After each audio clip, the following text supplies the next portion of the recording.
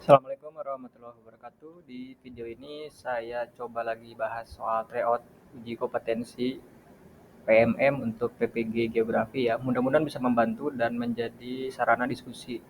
Dan ingat jangan hanya percaya kepada apa yang saya bahas karena bisa jadi juga tidak tepat ya. Ini hanya referensi saja. Silakan diskusi dengan teman-teman. Oke, kita lihat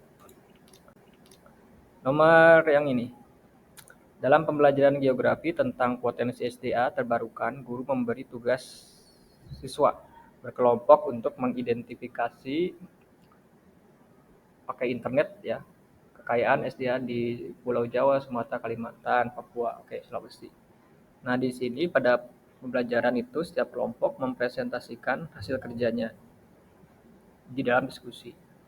Jika guru akan melakukan penilaian sikap, maka aspek yang dinilai. Nah, ini kan kata kuncinya di kalimat ini sikap. Bapak Ibu kalau menilai sikap itu apa? Kan ingat ada tiga ya, ada psikomotor, ada kognitif, ada afektif kan. Sikap itu afektif. Maka cari saja di sini mana yang termasuk ke dalam sikap. Ya, kepercayaan diri ya kan, sikap disiplin ya, kemudian sikap kerjasama juga ya, kerjasama juga sama ya kan. Nah, ini berarti contoh sikap. Jadi Bapak Ibu tinggal memilah aja. Sebetulnya Bapak Ibu juga sudah melakukan, hanya saja mungkin ya karena jarang diuji dalam bentuk kalimat-kalimat seperti ini, mungkin kadang bingung atau kadang shock ya, lupa tiba-tiba blank, padahal sudah dikerjakan. Ingat saja Bapak Ibu yang pengetahuan. Kalau pengetahuan kognitif apa? Kemampuan mengidentifikasi ya, kemampuan mengerjakan apa tuh soal itu ya. Daya nalar. Jadi gitu. Psikomotorik gimana ya? Keterampilan apa? Ya. Nah, jadi dicari kata-kata kerja yang berkaitan dengan pengetahuan tadi, kemudian psikomotor dan afektif ya gitu. Silakan dibaca lagi, dibuka lagi kamusnya. Kalau Bapak Ibu dari keguruan mah wajib hafal ya, masa nggak hafal nanti kan mau mendidik di kelas gimana? Apakah asal saja kan berarti dipertanyakan keprofesionalannya kan gitu ya logikanya. Oke, kemudian di sini guru melaksanakan pembelajaran materi biosfer kontekstual di pantai dengan mengambil subjek mangrove nih pelestarian. Agar pembelajaran tersebut dapat berhasil dan capaiannya tercapai, maka menerapkanlah pembelajaran experiential learning. Model ini cocok diterapkan dipilih oleh guru untuk membelajarkan pelestarian mangrove karena apa? Jadi di pilihan ini kata kuncinya cari aja experience itu apa sih? Experience pengalaman ya kan. Berarti Bapak Ibu harus paham vocab-vocab juga kan. Gitu. Cari aja di sini mana sih yang kira-kira nyangkut ke experiential learning. Jadi di sini mungkin yang coba lihat ya. Yang A kayaknya apakah peserta didik umumnya telah memiliki banyak pengalaman tentang mangrove? Enggak juga, kalimatnya enggak seperti ini ya. Gitu. Bukan seperti ini kalimatnya. Jadi ini tuh yang E nih. Jadi experiential itu mengajarkan tentang pengalaman hidup peserta didik gitu ya. Nah, jadi anak itu pernah punya pengalaman apa sih biasanya gitu ya. Gitu ya.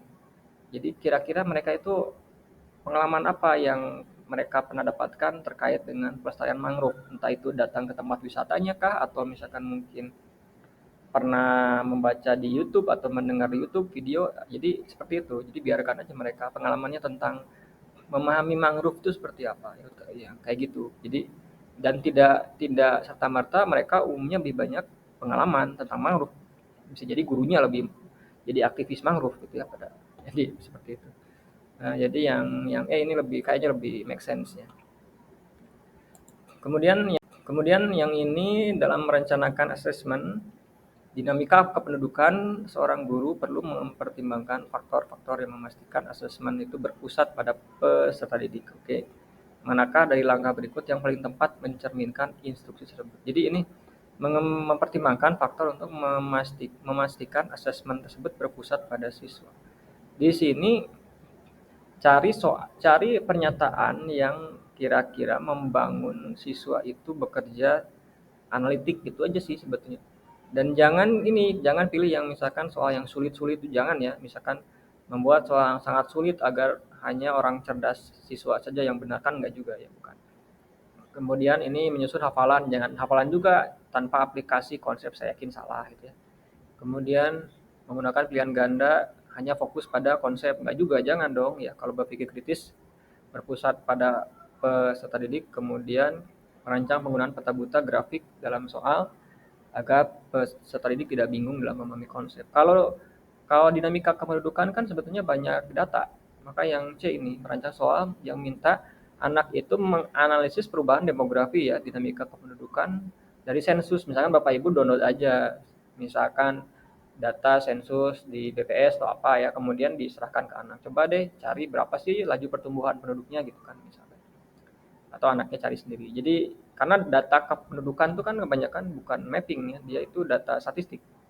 Kan gitu analogi logikanya. Kan sering Bapak Ibu membuat nanti buat piramida penduduknya, nanti buatlah misalkan angka pertumbuhan penduduk alami totalnya kan gitu ya. Nah, gimana masih ingat dan mulai ada pencerahan ya silakan. Kemudian kemudian seorang guru meminta siswa untuk mempelajari tren migrasi masuk keluar di beberapa negara selama 50 tahun terakhir katanya. Siswa kemudian diminta untuk menganalisis bagaimana perubahan tersebut mempengaruhi distribusi penduduk dan ketimpangan ekonomi di negara-negara tersebut. Pernyataan yang tepat dalam menggambarkan konteks kasus di atas adalah guru telah apa? Nah, ini ya, guru telah apa nih? Anak itu diminta mempelajari tren migrasi masuk keluar. Oke. Kemudian bagaimana perubahan terhadap distribusi penduduk dan ketimpangan ekonomi. Maka di sini coba kita lihat ya. Ini yang ke D kayaknya coba ya. Menekankan hafalan enggak juga. Berpusat pada guru yang B enggak. Mengabaikan dampak migrasi enggak. Kan diminta malah gitu kan. Yang E memfokuskan pada pemberian tugas bersifat deskriptif enggak, tanpa analisis mendalam kan enggak juga, bukan. Nah, ini sebetulnya kalau Bapak Ibu baca dengan teliti sih bisa aja ini kalimat negatif semua ya.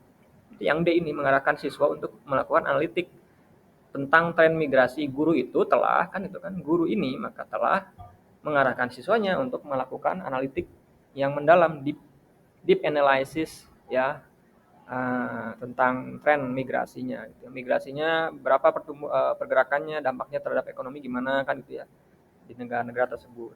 Nah, kan gitu ya. Gimana? Gampang atau susah? Jadi silakan ya mulai atau Bapak Ibu coba berlatih bikin soal sendiri nanti. Seperti itu bisa. Seperti itu bisa. Kemudian, dalam mengajar dinamika sosial ekonomi budaya, guru perlu mempertimbangkan dampak dari urbanisasi terhadap masyarakat. Oke. Dampak urbanisasi terhadap masyarakat. Berikut ini dampak dari urbanisasi yang paling mungkin kecuali. Wah, ini mah kayak sama soal anak ya. Perubahan pola konsumsi masyarakat setempat, peningkatan daya beli masyarakat setempat, peningkatan permintaan terhadap fasilitas umum, penurunan permintaan terhadap transportasi umum, peningkatan mobilitas penduduk daerah kota. Oke. Berikut ini dampak dari urbanisasi yang mungkin kecuali yang penurunan permintaan transportasi umum. Penurunan, iyalah harusnya kan meningkat karena banyak orang kan. Orangnya makin banyak di kota, mereka perlu mobilitas. Untuk mobilitas mereka perlu apa? Perlu fasilitas transportasi umum kan gitu kan logika. Itu namanya penalaran Bapak Ibu. Jadi kalau anak sudah bisa seperti itu maka itu sudah jos banget, sudah ya anak-anak olimpiade mungkin bisa masuk ya. Kemudian mereka sudah bisa mengaitkan sesuatu, mengaitkan pengetahuan-pengetahuan ya, korelasional, oke. Dan Bapak Ibu juga jangan kalah ya, jangan hanya kitanya yang menyuruh anak tapi kitanya malah nanti nggak bisa kan. Kemudian dalam diskusi kelas tentang pengaruh globalisasi terhadap ekonomi negara berkembang, siswa menyarankan berbagai langkah untuk mengelola dampak sosial dari perubahan ini. Pernyataan di bawah ini yang mencerminkan rekomendasi yang paling reflektif. Langkah dalam mengelola dampak ini sosial dari adanya globalisasi ekonomi ya. Coba kita lihat. Bapak Ibu sambil baca juga nggak apa-apa opsinya. Oke, yang reflektif ya. Oke, kemudian yang A baca, yang B, oke, yang C-nya silakan. Oke, yang D-nya, oke, kemudian yang E-nya, oke. Nah ini agak hot juga nih. Ya, saya juga bingung. Gitu ya. Globalisasi ekonomi, ya. Kemudian ada dampak sosialnya. Apa dampak sosialnya? Kan banyak ya, misalkan ketimpangan mungkin pemerataan kelas-kelas sosial ya, kemudian ada budaya juga. Nah, ini kira-kira mana nih? Oke.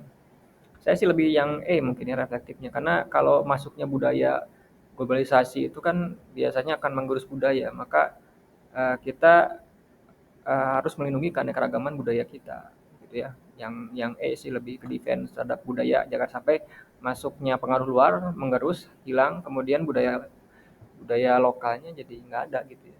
Jadi seperti itu kalau saya pribadi. Ya. Kalau Bapak Ibu punya pandangan lain ya silakan. Karena tadi konteksnya sosial. Kemudian instrumen evaluasi yang tepat untuk mengukur capaian belajar siswa yang bertujuan memantau perkembangan pengetahuan peserta didik dari awal hingga akhir pada studi kasus pemetaan lingkungan sekolahnya. Pemetaan lingkungan sekolahnya. Oke, kontinum, catatan anekdot, borang, susunan eksemplar berupa rubrik. Rubrik itu kan panduan penilaian ya. Kalau kontinum itu apa? Kontinum itu semacam apa? Ini saya kurang paham karena belum familiar ya. Borang itu instrumen untuk menguji ini apa sebuah kelayakan program studi ya institusi. Ini yang B kayaknya. Anekdot itu catatan jurnal jurnal harian. Kan memantau perkembangan pengetahuan anak dari awal sampai akhir itu jurnal. Jurnal itu catatan anekdot. Ya, siapa yang melakukan, apa yang dilakukan, apa yang dia dapat hari ini, ya, apa yang dia dapat besoknya, apa perkembangannya gitu. Ini anekdot, ini catatan anekdotal. Jadi jurnal harian ini bahasa garis miringnya jurnal. Bapak Ibu kalau ditulis boleh ya, jurnal ini jurnal harian. Jadi karena di sini mintanya memantau perkembangan dari awal sampai akhir gitu. Jadi jurnal gitu. Oke. Kemudian manakah tahapan kegiatan assessment of learning yang digunakan untuk reflektif pemahaman materi sistem informasi geografi. Oke, di sini kan apa namanya? Ada beberapa macam ya assessment kan. Ada assessment as learning, assessment for learning, ada assessment of learning. Gitu kan. Nah, bedanya di mana Bapak Ibu? Jadi memang harus memahami konsepnya. Bapak Ibu bisa sambil baca sebetulnya. Jadi kalau kalau assessment apa? Kalau assessment of learning itu dia itu eh, bagaimana menilai goal akhir ya. Jadi goal akhirnya jadi di akhir itu. Maka ketika assessment of learning ya, maka Bapak Ibu menguji itu. Jadi menguji anak. Maka di sini coba aja lihat. Oke, coba lihat mana yang masuk kategori tes gitu ya. Jadi kayak assist teachers to use evidence of student learning to assess student achievement against learning goal and standard. Jadi di akhir gitu kayak sumatif itu ya. Coba lihat mana ya di sini. Misalkan menggunakan asisten. Oke. Coba sambil dibaca. Assessment of learning ya, assessment of learning. Ini mungkin tes diagnostik ya yang ini kali ya. Nah, ini ada tes ya. Dan memberi umpan balik hasil belajar agar pertemuan selanjutnya semakin meningkat. Oke, coba kita lihat lagi ya.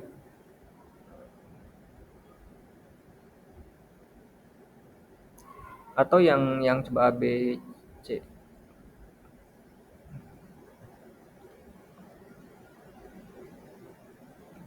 Manakah tahapan kegiatan assessment of learning yang digunakan untuk refleksi pemahaman materi assessment of learning terhadap pemahaman materi SIG ya. Oke. Di sini assessment of learning itu kan is an activity to measure, mengukur ya, record and report on a student level of achievement with respect to specific learning expectation. Oke. Di sini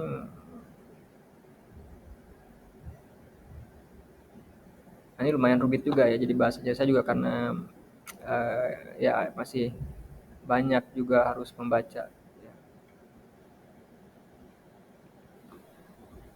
Assessment of learning, mengukur pelaporan level student. Nah, ini kayaknya yang E deh. Jadi dites